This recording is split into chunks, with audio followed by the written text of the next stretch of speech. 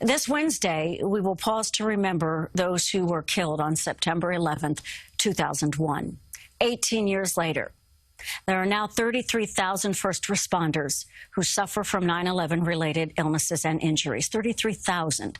CBS 2's Natalie Duddridge spoke with firefighters about how they're helping each other cope. The worst domestic terrorist attack in American history. Almost all of these men put their lives at risk responding to 9/11.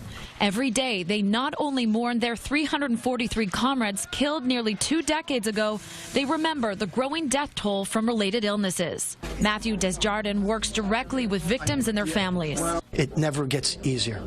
Every time we have a new one, I have just a new firefighter now in Queens that came down and he's sick. I hope to God it slows down, but from what we're seeing, it doesn't look like it's going to. Officials say 2/3 of all World Trade Center responders now have at least one certified 9/11-related health condition.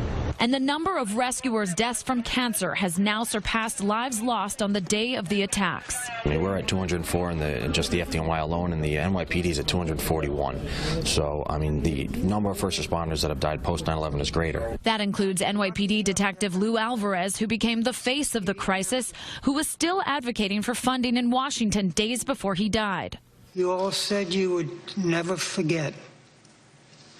Well, I'm here to make sure that you don't. In July, the Victims' Compensation Act passed through 2092, a comfort to those who came to the rescue on one of America's darkest days. Knowing that their families would be taken care of, for them it was a great sense of relief. Another silver lining, there are currently 13 FDNY probies graduating next week, all the children of firefighters killed on 9/11 or from related illnesses. A good friend of mine's son, Robert Talascio Jr., he's one of the graduates. I worked with his dad for over 20 years in my firehouse before he succumbed to brain cancer. The message now from these veteran firefighters: do not forget the brave heroes who saved lives and would do it again.